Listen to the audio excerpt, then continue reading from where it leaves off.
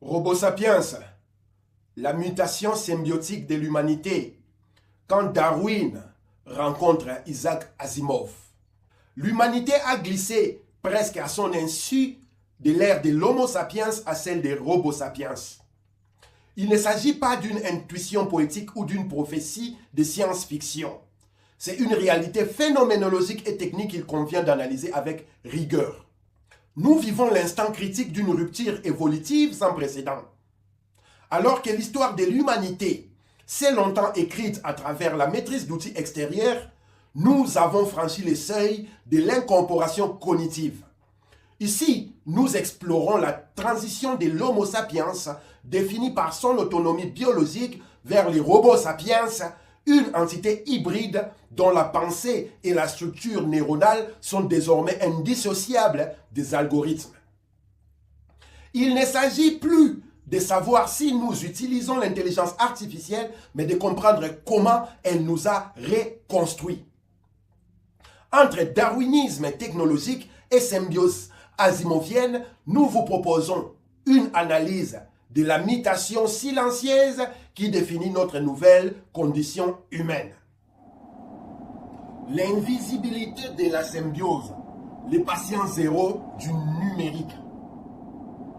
L'erreur commune est de croire que l'intelligence artificielle est née avec l'apparition des interfaces de discussion générative. Scientifiquement, le développement de l'intelligence artificielle est un processus de rétroaction biologique et numérique articulé autour de deux axes majeurs. L'apprentissage par l'usage. Dès l'instant où l'homme a interagi avec un réseau global, Internet, il a cessé d'être un simple utilisateur pour devenir un donneur de données.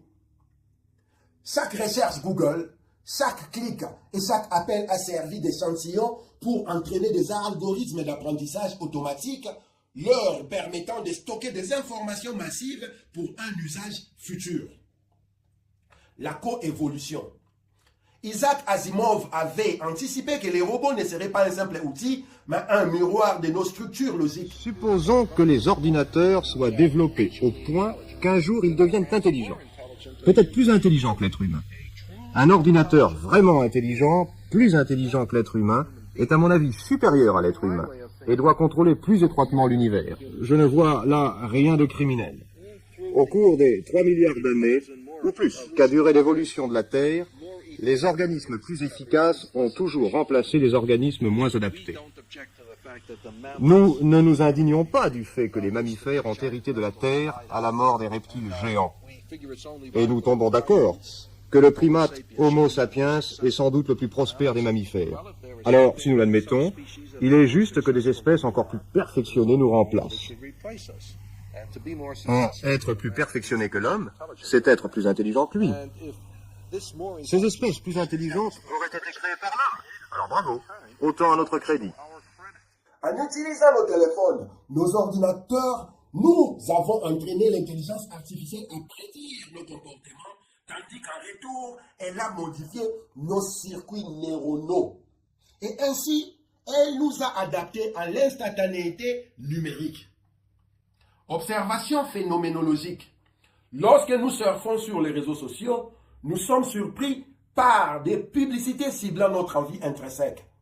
Nous oublions qu'une fois connectés, nous avons alimenté des algorithmes qui exécutent des analyses prédictives selon nos choix inconscients. Du sujet biologique au sujet hybride, l'émergence du robot sapiens. Le concept des robots sapiens trouve une résonance artistique chez l'artiste congolais Précis Numbi, qui récupère les objets mécaniques et informatiques jetés pour créer des sculptures robotiques, activant la machine du recyclage à travers l'art. La paix semble parfois exister dans nos rêves, comme une photo, un écran robotique petit. Les anciens esprits comme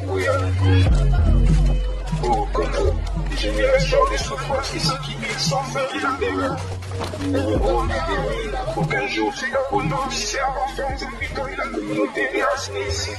Non de occidentaux qui sont. Enfin, parlons de ces conflits oubliés. Appelez nos dirigeants à agir et réinventons la paix. Scientifiquement, cette hybridation s'est définie par la théorie de l'esprit étendu développée par Clark et Chalmers. L'externalisation de la mémoire et du calcul. En 2026, l'humain ne stocke plus l'intégralité du savoir dans son cerveau biologique, limité par sa capacité synaptique, mais l'externalise dans les clouds. L'intelligence artificielle distribuée. Les robots sapiens est un être dont l'intelligence est partagée. Une partie est biologique, carbone, l'autre est silicium. Ces derniers récoltent les données de nos activités numériques pour un usage futur efficient. La mutation du genre Homo. L'Homo sapiens comptant sur son instinct, les robots sapiens comptent sur l'analyse des données massives, Big Data, en temps réel. Sans nos ordinateurs ou nos téléphones, nous sommes confrontés à une incompétence soudaine, parfois jusqu'à des crises psychiatriques inquiétantes, car ces outils sont notre autre nous. L'honnêteté intellectuelle face à l'outil, adaptation ou obsolescence, la synchronisation Darwin-Asimov. L'accès quasi instantané à la connaissance pose un défi éthique. La médiation algorithmique. Notre pensée n'est plus pure ou isolée. Elle est co-construite par des intelligences artificielles qui trient le flux d'informations. L'adaptation contre l'obsolescence. Utiliser l'intelligence artificielle n'est pas une faute, c'est une adaptation darwinienne. Comme les espèces disparues faute d'adaptation, nous sommes contraints d'intégrer ces mutations. Ich stellte eine Frage, die den Glauben der Welt ins Wanken brachte und suchte die Antwort auf einer 5-jährigen Reise um den Globus. Mein Name ist Charles Darwin. Ich brach das Medizinstudium ab und sollte Theologe werden, doch mein Herz schlug für die Natur.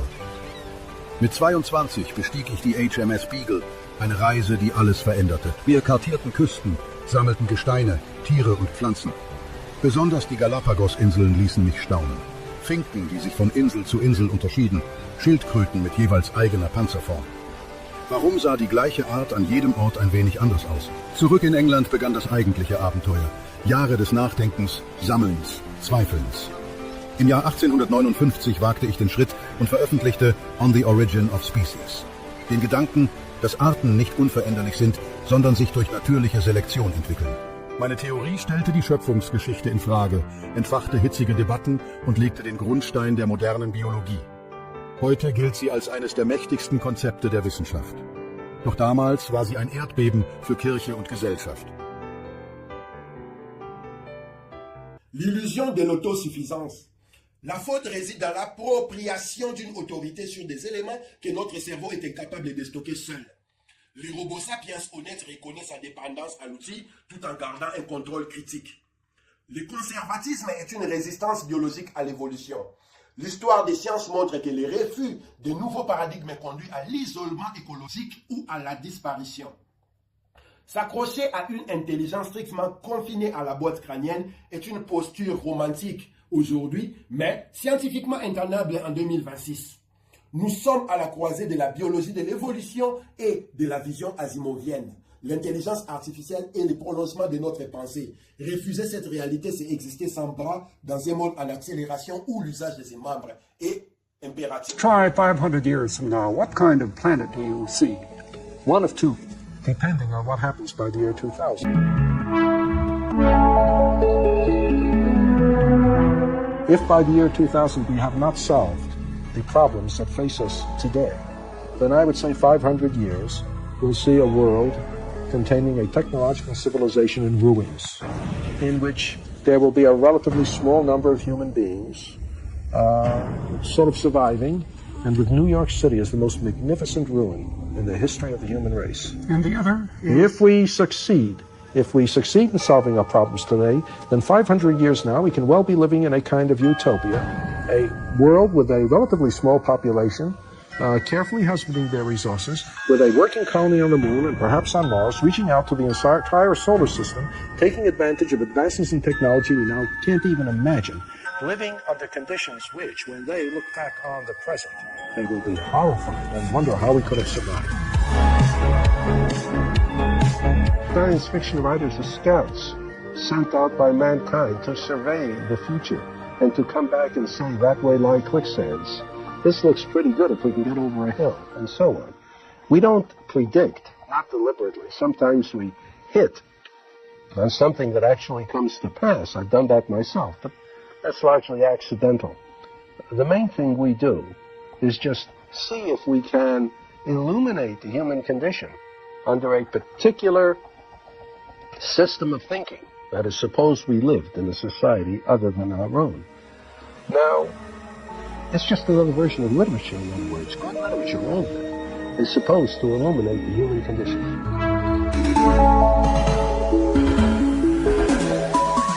Will men have created machines that are more efficient at doing jobs like the ones you're outlining by them? Oh, we already have. I mean, the various modules and spaceships, all of them, are more efficient than man. If you don't believe me, tie a jet to the feet of a man and send him into space. See if he does as good a job as a spaceship.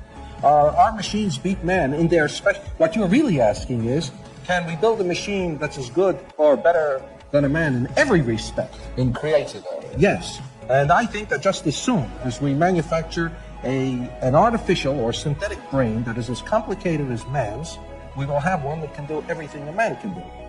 Except have emotions? Or could you imagine a computer with emotions? Sure I can. There is nothing that your brain or my brain or any brain here does that isn't the effect of the various cells and arrangement of cells in the brain. If we have just as many cells arranged in just as complicated fashion, we can duplicate everything. There's nothing in our brains but atoms and molecules. Cells, switches, arrangements. A physical brain, there's nothing in there but a physical, materialistic object, which we can duplicate given enough time. I'm not a mystic.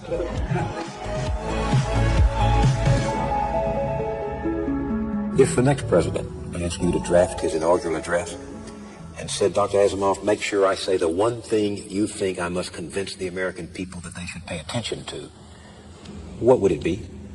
Well, it would be this, that all the problems that we face now that are really important, that are life and death, are global problems, that they affect all of us alike. The ozone layer, if it disappears, disappears for all of us. Pollution in the ocean, in the atmosphere, in the groundwater, is for all of us. The only way we can ameliorate these problems, solve them, prevent them from destroying us, is, again, a global solution. We can't expect that anything the United States alone does is going to affect the situation the world over. There's got to be cooperation among the nations of the world. International cooperation is absolutely essential. La neuroplasticité, le cerveau comme argile biologique, les phénomènes de la décharge cognitive. La neuroplasticité permet au cerveau de remodeler des connexions selon l'expérience, loi de Hebb. Des neurones qui s'activent ensemble se lient ensemble. Cette faculté permet à l'Homo sapiens de devenir Homo sapiens en modifiant l'environnement cognitif dans lequel nos neurones baignent. La délégation des fonctions cérébrales et des algorithmes provoque deux effets. L'atrophie par désuétude et la gage synaptique. Si l'IA travaille à notre place, sans apprentissage en retour, le cerveau ronge les zones inutilisées comme l'hippocampe pour la mémoire spatiale. L'utilisateur devient incapable de reproduire le travail sans la machine. L'expansion des zones de synthèse. Le cerveau libère de la bande passante pour l'orchestration des données et l'esprit critique. Nous apprenons à filtrer le vrai du généré, même si la démonstration rationnelle nous échappe parfois. Les dangers de l'homogénéisation cognitive et mutation irréversible et l'hygiène cognitive. Nous passons du stockage interne au savoir accès. La frontière du moi se dissout dans une équation hybride. Intelligence totale égale capacité biologique plus algorithme externe. Cette amélioration dépend toutefois de la connaissance que nous possédons en amont pour orienter l'outil dans nos résolutions en aval. Pour éviter une standardisation des réseaux neuronaux, nous devons maintenir une tension créatrice. L'intelligence artificielle doit ouvrir des possibilités insoupçonnées au lieu de se substituer à notre cerveau. L'honnêteté intellectuelle consiste à utiliser l'IA comme outil d'exploration et non comme un pilote automatique. Le passé est voué à disparaître face à cette réalité des machines. Pour ne pas être une simple extension de la machine, le robot sapiens doit cultiver une hygiène cognitive, des moments de déconnexion pour préserver l'attention profonde, une éducation liquide. En 2026, on ne remplit plus un vase. On apprend à naviguer dans un océan d'intelligence. Le choix du robot sapiens conscient. Le robot sapiens n'est pas une machine, c'est un humain dont la structure cérébrale a été récablée pour la symbiose. Le passé biologique pur est un sanctuaire aujourd'hui qui passe vers la disparition pour la simple raison que la machine a pris le contrôle. Le futur est une architecture partagée entre nos neurones et le silicium dans une guerre de l'attention perpétuelle. En définitive, s'accrocher à une vision de l'intelligence strictement biologique revient à nier la réalité de notre propre évolution, la réalité de notre époque. Le passage au robot sapiens est en fait accompli, une étape darwinienne où le silicium est devenu le partenaire indispensable du carbone. Pourtant, cette hybridation ne doit pas signifier notre dissolution. L'adaptation réussie à cette époque mystique requiert une honnêteté intellectuelle radicale. Reconnaître notre dépendance à l'outil pour mieux en garder les commandes critiques. Le passé biologique pur est désormais un sanctuaire qui va disparaître. Le futur appartient à ceux qui sauront orchestrer leur intelligence augmentée sans sacrifier les noyaux durs de leur conscience, c'est-à-dire l'humanité en nous. La question n'est plus de savoir si vous allez changer, mais si vous saurez rester le maître de votre propre symbiose dans cet océan d'intelligence liquide. C'était les camarades Zorobilel Ingeta du bataillon Front Populaire. Respect. Ingeta!